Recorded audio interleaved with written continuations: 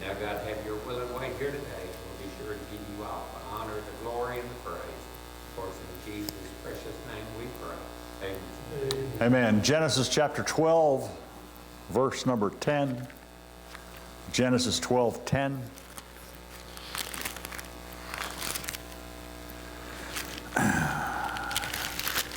While preparing for this lesson, I got an ouch.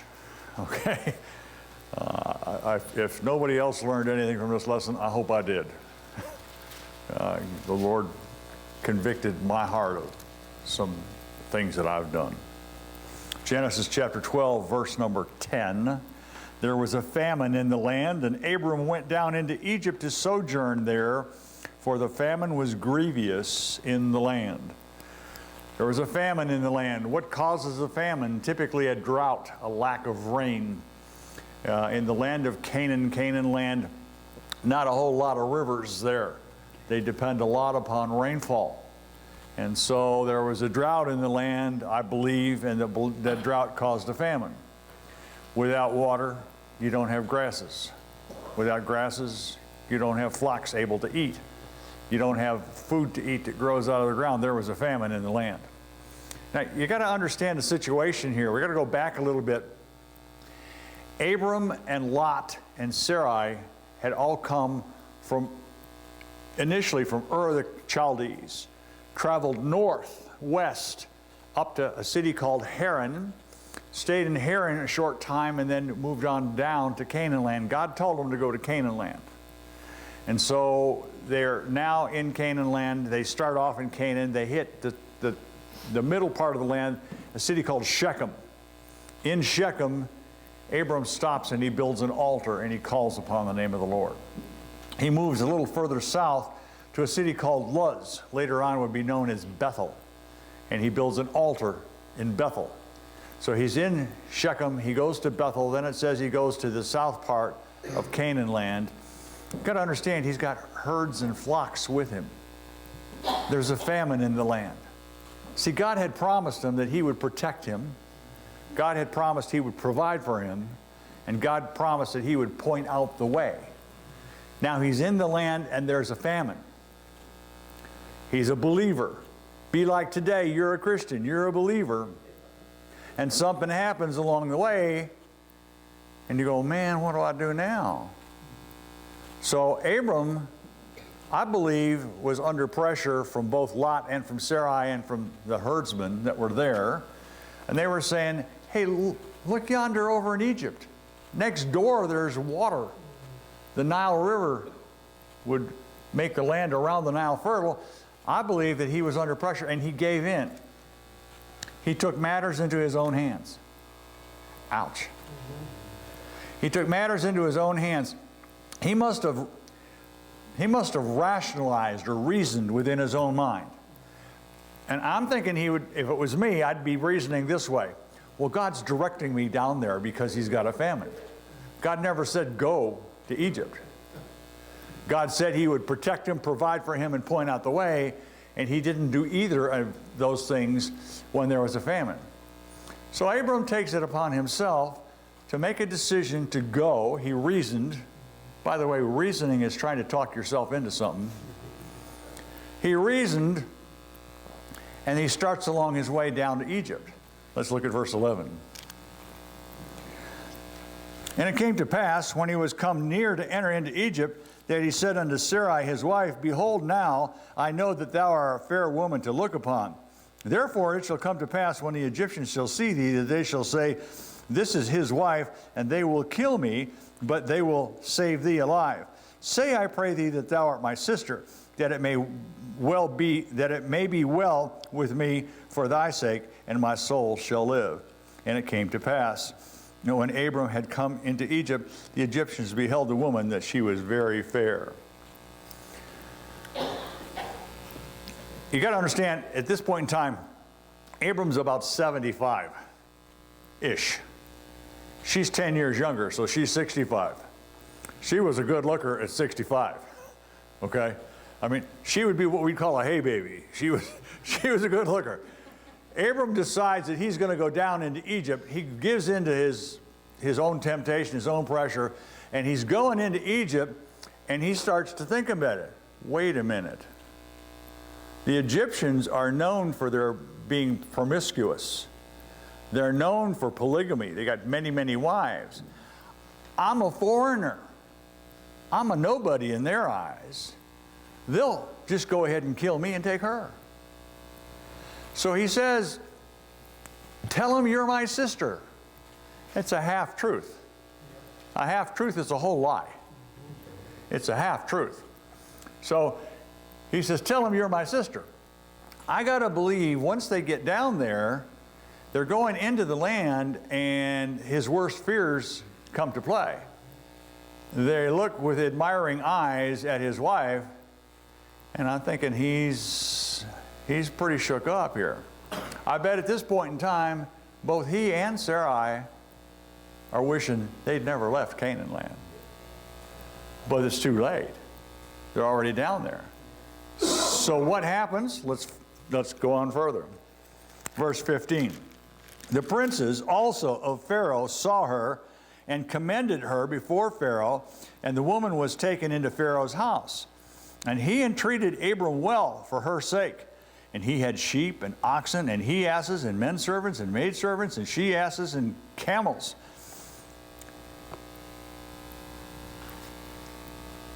What we just read is what happened. The princes, the higher-ups within the nation, take a look at Sarai and they say, hey, this is a good candidate for Pharaoh's harem. And so they take her and they give her to Pharaoh, and she goes into the harem of Pharaoh. Before anything can happen, let's see what happens. The Lord plagued Pharaoh, verse 17, and his house with great plagues because of Sarai, Abram's wife. And Pharaoh called Abram and said, what is this that thou hast done unto me? Why didst thou not tell me that she was thy wife? Why saidst thou that she's my sister? So I have taken her to me to wife. Now therefore, behold thy wife, take her and go thy way. And Pharaoh commanded his men concerning him, and they sent him away with his wife and all that he had. It says in the word that we just read that Pharaoh took Sarai and put her into his harem, but he also looked favorably upon Abram. After all, he's her brother, right? And so if you think in terms of how the old timers used to do it, they used to have something called a dowry, did they not? And I believe that Pharaoh is giving Abram a dowry for Sarai in the beginning. Things start to happen in Pharaoh's household. Why is that so? You've got to understand, the seed of the woman that was promised in Genesis chapter 3, the seed of the woman was going to come through the line of Abram.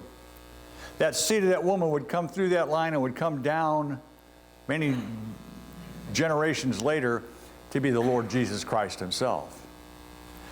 God had to step in and protect that seed of the woman. You see, God provides, he protects, and he points the way. And so here he is, he comes in and he protects Sarai. Before anything can happen, Pharaoh's household is plagued. When Pharaoh learns about this, he's hot under the collar. He's met, what is this that you've done to me? You see, Pharaoh was a lost man. Pharaoh did not know God. Pharaoh knew multiple gods, but he didn't know the God. And so Pharaoh's upset. He has a higher standard for this one who talks about Jehovah God. The lost people, when they look at you as a saved person, they get a higher standard for you than they do for themselves. They expect more out of you. If you're a Christian, they expect you to act a certain way. They've got their own thought process on how that is. And you know what? You should be under a higher standard. And he's looking at Abram and said, why did you do this to me? Abram lost his testimony. If he had any testimony when he went in, he lost his testimony. Pharaoh is upset with Abram, but he's also not favorably disposed towards Abram's God. If that's how he acts, I don't want any part of him. You see, what you do as a believer drastically impacts your testimony to those who are not believers. We got to watch it.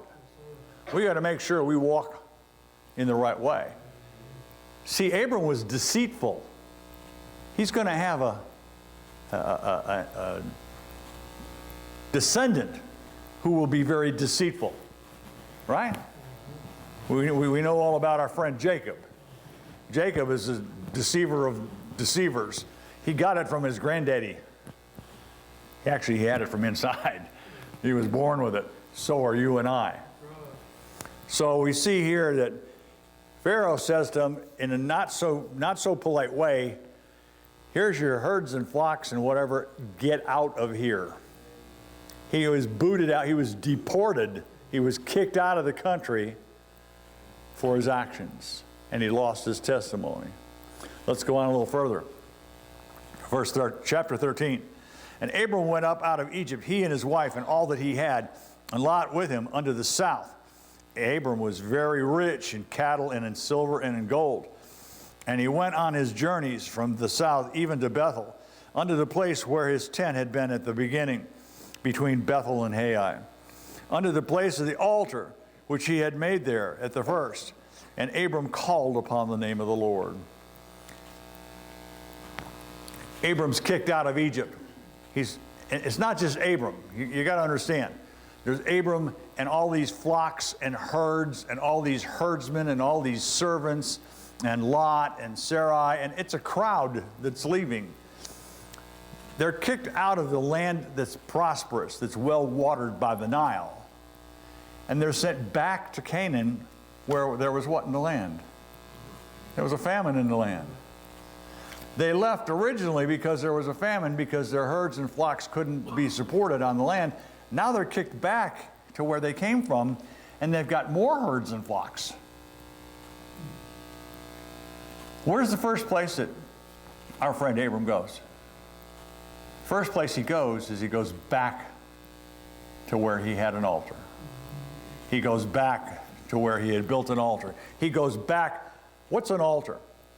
An altar is a place of sacrifice, is it not? It's a place of sacrifice. An altar is a place where we meet God. Now, you can meet God anywhere, but it's thought of as a place where you meet God. Establish a relationship. He wants to go back to the Lord. I believe Abram realized very clearly he'd done wrong. He'd done several things that were wrong. He realized or rationalized, reasoned to go down into Egypt in the first place. He took matters into his own hands. He took steps without asking God. I don't know about you, but I do that. And that's wrong. And we pay for it. Think about this. Abram paid dearly for that trip down into Egypt. The Bible said he was a rich man. He had gold, he had silver, he had flocks, he had herds, he had servants, he had all these different things, but he paid for that trip very, very dearly. You see, when they came back from Egypt, they brought back with them some servants. One of those servants was a handmaid. Her name was Hagar. Hagar would be the mother of Ishmael, which would be the founder of the Arab nations. They are today, Israel today, right now, is still paying for that trip down into Egypt. And they will continue to pay. What you do now may affect your loved ones for who knows how far down the pike. Pretty serious stuff. Abram realizes that he's done wrong. He goes back, and he goes back to the altar that he had built, the place of sacrifice. He goes back to the place where he had spoken with God. And I believe that he confessed his sins. The Bible says, 1 John 1:9, if we confess our sins, he's faithful and just to forgive us our sins and to cleanse us from all unrighteousness. He goes back and he wants to make right with God. He wants to restore the fellowship that he once had. I don't know about you, but there are times in my life when I have to go back and restore that fellowship for a bad thought, for a bad deed, for not doing something that I should have done, whatever. Thank goodness that there's a Bethel, a house of God, a place where we can go to. By the way, you can do that in your car. You can do that in bed. You can do that in Walmart, okay? You can do that anywhere. You don't have to be in a special place. Brother Troy, you got a... No? Okay. Let's see where we're at here. Verse number 5, chapter 13. Lot also, which went with Abram, had flocks and herds and tents, and the land was not able to bear them, that they might dwell together, for their substance was great, so that they could not dwell together. There was a strife between the herdsmen of Abram's cattle and the herdsmen of Lot's cattle, and the Canaanite and the Perizzite dwelt in the land. Remember Lot. Lot is Abram's nephew. Lot goes down into Egypt with Abram and Sarai. He comes out of Egypt. Lot is not drastically, direly, nastily affected by Egypt. Matter of fact, we're going to find out a little bit later on that Lot kind of liked being down in Egypt. You see, he was living in the cities. See, he was well taken care of. He saw the city, he saw the sin. Everything was going fine for him. He came out with more than what he had when he went in, and he looked at it, I believe, as a prosperous situation. And we'll explain that in just a minute or so. Okay? They get back into Canaan land, and there's all these herds and flocks, and they can't handle it. The land can't handle it. There's strife within the family. We'd call it a family feud. And that's exactly what was going on. Interestingly enough, Lot and his herdsmen, Lot was subordinate to Abram. Abram was his uncle. Abram was the elder. Abram was the one called by God. It wasn't Lot that was called by God. It was Abram that was called by God. And so we see that there's a feud, there's fighting, there's infighting within the family. Yes? You think possibly because of that, when Abram went back to Bethel and repented of his sin and asked forgiveness, and Lot, come up and he's seen the riches that he got, and Abram, he come up and changed his heart. I mean, I'm sure a lot of us are like that. When we get saved, we have friends. Right. And when we get saved, we change. Yes. And we're not the same as we used to be, and our friends may not change, and so they're different. So right. You move away from them. I think that separation. Yeah, that's the situation right here. Abram's changed. And I think this, the Bible doesn't say this, this is my thoughts, okay? I think this. Lot looked up to his uncle beforehand, but Lot saw his uncle being devious, telling half-truths.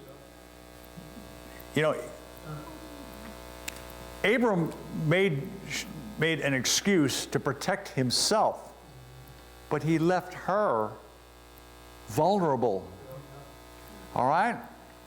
He's supposed to love her and cherish her and take care of her and defend her, and he put her out to dry. Think about it. Lot is seeing all this. Lot knows the situation. He knows the internal workings of the family, and I believe that he lost respect for Uncle Abram. And I believe that Lot decides that he wants to go his own way.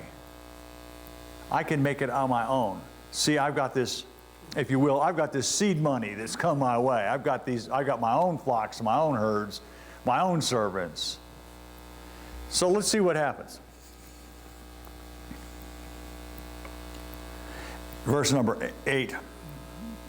Oh, by the way, verse number 7, the last little piece there. and the Canaanite and the Perizzite dwelt in the land. Abram lost his good testimony in Egypt. He's about to lose his testimony in Canaan land. You see, the people that are there are looking and they're seeing this family feud and going back and forth, and he's losing some testimony here as well. So what's he decide to do? Number 8. And Abram said unto Lot, let there be no strife, I pray thee, between me and thee, and between my herdmen and thy herdmen, for we be brethren. Is not the whole land before thee? Separate thyself, I pray thee, from me. If thou wilt take the left hand, then I will go to the right, or if thou wilt depart unto the right hand, I will go to the left.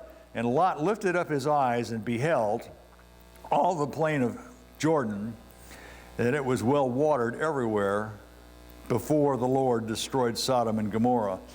Even as the garden of the Lord, what's it say now? Like what? Like the land of Egypt, as thou comest unto Zoar. And then Lot chose him all the plain of Jordan, and Lot journeyed east, and they separated themselves the one from the other. And Abram dwelt in the land of Canaan, and Lot dwelt in the cities of the plain, and Lot pitched his tent toward Sodom. But the men of Sodom were wicked and sinners before the Lord exceedingly. God gives Abram, I believe, a lesson from Egypt. He paid for it, but I believe he had a lesson that he learned in Egypt, and that is this: God's promise to provide, to protect, and to point out the way was the only thing he could really hold on to. And he learned that lesson. He learned it the hard way. So I believe he's gracious. He says to his nephew, you choose first. You take what you want. I'll go the other way. Lot is selfish. He chooses the better of the two. If he were really truly concerned about giving respect and reverence to his uncle, he would have said, no, you take first. You're the senior, you're the elder. Amen. But he didn't do that. Yes. He looks to all the plain of Jordan. He sees that it's well watered. Like Egypt. You see, Egypt had not been a negative impact upon him. He thought well of being in Egypt. And so he decides to take the well-watered plain. He decides to go to the cities. We read here, first of all, that he looked upon the land, and then we find out a little bit later on that he pitches his tent toward Sodom. We find out after that that he's dwelling in Sodom. And finally, a little later on in chapter 19, we find out that he sat in the gate. I looked that up. I didn't quite understand what that sat in the gate meant. I know what to sit is, and I know what a gate is. At least I thought I knew what a gate is. So sitting in a gate, like, what's the big deal about that? You got to understand, back then, gates in a city, there were typically two walls. There was an inner wall and an outer wall. And a gate was a massive affair. A main gate was a massive affair of a city, and in between the two gates was a place where there was typically found, and they found this in many, many places archaeologically, 10 seats between the two gates. You see, the men of the city would go there between the two gates. They would have as many as 10 witnesses to weigh what was going on. There was a fellow by the name of Boaz. You remember Boaz? Boaz decided that he was going to go to the gate of the city, and he took 10 witnesses with him, and he took them with them, and they went to between the two gates to determine who had the right to take up Ruth and Naomi and their land. This was a place of doing business. This was a place not only of doing business, it was a place of setting the records straight. It was a place where things were recorded, witnessed. So to go from looking in the valley I'm kind of looking in that general direction. Then it says he was dwelling in tents in the cities of the plains. So he moves from looking to living in the general vicinity. That dwelling in the general vicinity, you don't pitch a tent in a city. I don't know about you, but I think Atlanta would be a little upset if I went downtown and pitched a tent downtown in Atlanta. That's not how it works. In cities, you live in houses, do you not?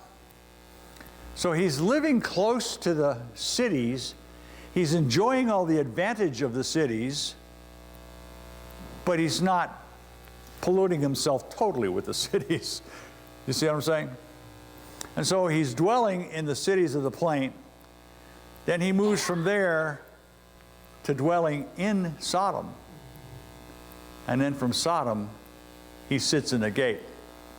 He's one of the businessmen. He's one of the leaders. He's one of those making decisions. He could be on the city council for all I know. There's a digression. You don't typically just leap into sin. You walk in. And isn't that true of most people? They start off small and they walk into sin until they find themselves in the middle of sin. And I believe that that's what happened here to our friend Lot. Let's go on. But verse 13, the men of Sodom were wicked and sinners before the Lord exceedingly. They were well known for their depravity.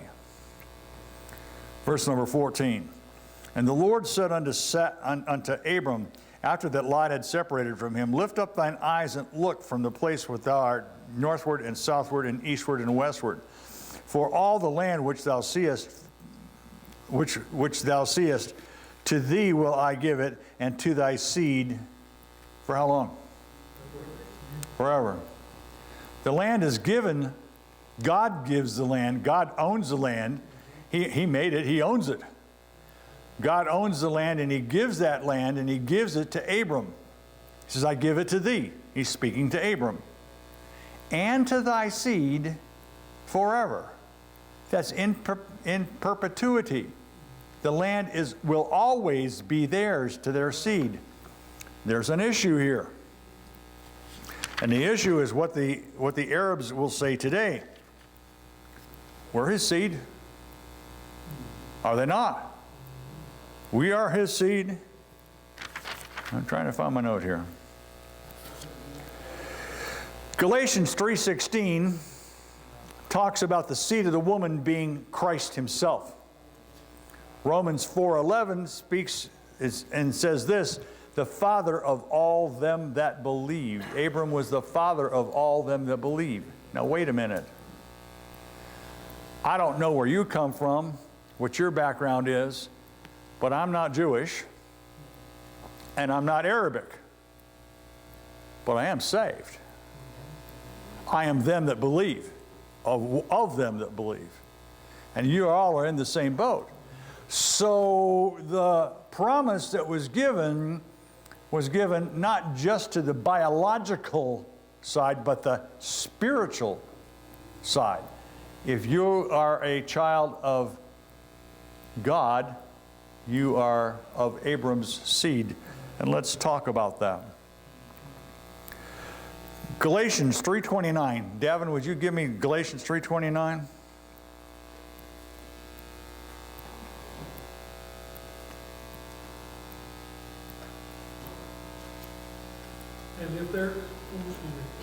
And if ye be Christ, then are ye Abraham's seed and heirs according to the promise?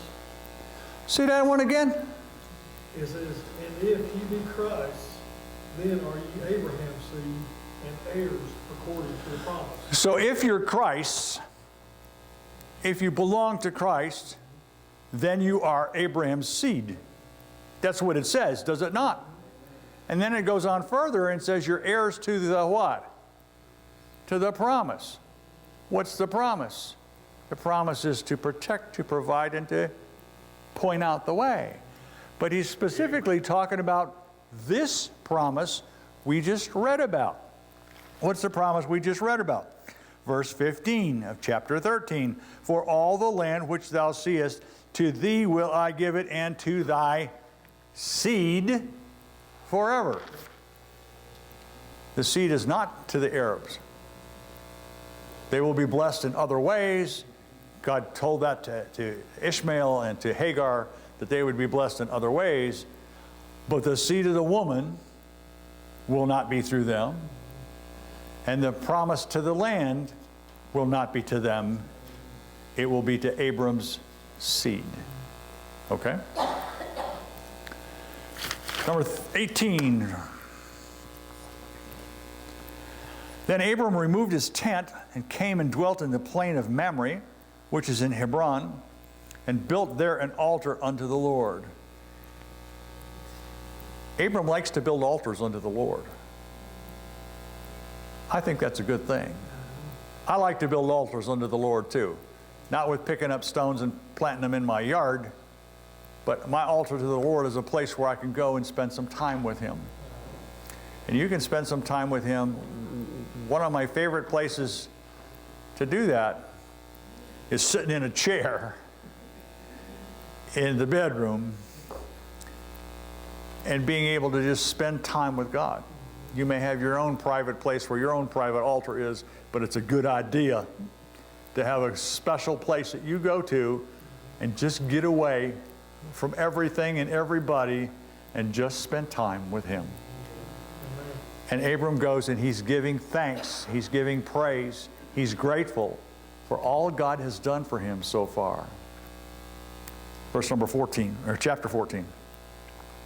And it came to pass in the days of Amraphel, king of Shinar, Arioch, king of Elasar, Chedorlaomer, king of Elam, and Tidal, king of nations, that these made war with Bera, king of Sodom, and Bersha, king of Gomorrah, Shanab, king of Admah, and Shember, king of Zeboim, and the king of Bela, which is Zor.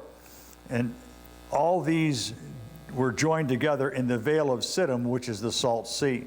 12 years they served Chedorlaomer. In the 13th year they rebelled. And in the 14th year came Chedorlaomer and the kings which were with him, and smote these guys in Ashtaroth, whatever that other name is, and the Zuzims and Ham and the Emims and so forth and so on. All these names I can't pronounce, okay? Verse number 7. And they returned and came to En-Mishpat, which is Kadesh, and smote all the country of the Amalekites, and also the Amorites, which dwelt in Hazon Tamar. And there went out the king of Sodom, and the king of Gomorrah, and the king of Admah, and the king of Zeboim, the king of Belam, the same with Zoar, and they joined battle with them in the vale of Siddim. And Chedorlaomer, the king of Elam, and Tidal, the king of nations, and these other guys, and 4 kings with 5. And the vale of Siddim was full of slime pits, and the kings of Sodom and Gomorrah fled and fell there, and they that remained fled to the mountains. And they took all of the goods of Sodom and Gomorrah and their victuals and went with them. They took also Lot, Abram's brother's son, who dwelt in Sodom, and his goods, and departed. Shinar turns out to be Babylon. The city of Babylon, known as Shinar, before it was Babylon. 4 kings get together, and they decide that they are going to go and take care of these 5 kings who were rebelling against them. See, these 5 kings had been paying protection money. They'd been paying money for 12 years, and they decided that they're not going to pay anymore. So they stopped paying. The 4 kings get upset, and they go down into the land, and they're going to collect. And they're on their way, and they start to clean house along the way. They have victory after victory after victory. What happens is the 5 kings of Sodom all gather together, and they're going to face the 4 kings. We got to understand these terms. King is not like king today. King back then would be like mayor today. They were city-states. And so they were 4 kings of 4 city-states, 5 kings of 5 city-states. They fight in a place called the Vale of Siddim. I looked the words up. Vale means a depression, like a bowl, like a valley.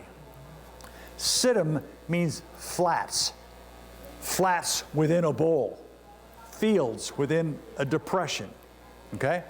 It said they had slime pits there. I looked up the word slime pits in my handy dandy Webster's 1828 that you all bought for me. And I thought, what a wonderful book. Thank you again. I looked it up and it said bitumen or bitumen, however you pronounce it. It's oozy gunk that comes up out of the ground in various consistencies. Some is liquid, some is tar. Think of the La Brea tar pits in California. So the whole land is a bowl, and it's loaded with all these bubbling up tar pits everywhere. No wonder in chapter 19, when God destroys the land, the thing goes up in smoke and in flames. It's all a bunch of petroleum seeping up through the ground.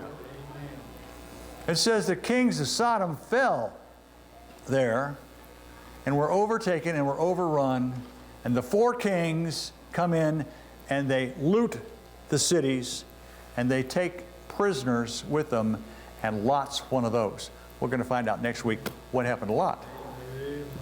Read Revelation 18 in the book of 1 hour, is what you taught. Yes, sir. Yes, sir. Yeah, can you imagine living on a land where the oil bubbles up out of the ground? Not bad, huh? You know, we still use that today. Bitumen? Bitumen? We use it a lot in the construction that we do. Yeah. As a sealant when we're doing the flashing and stuff like that. Wow. We use a lot of that over that. Wow. Yes. We haven't got there yet, but I'll tell you when I look. Okay. I saw, last week and Monday week before, the scientists have determined that the area of Sodom and Gomorrah was destroyed by a supersonic, super heated blast in outer space. From outer space. Okay. I bet this one's coming. Fire brimstone, man. Some people are a little slow, brother. Brother Kenneth, would you close us in prayer?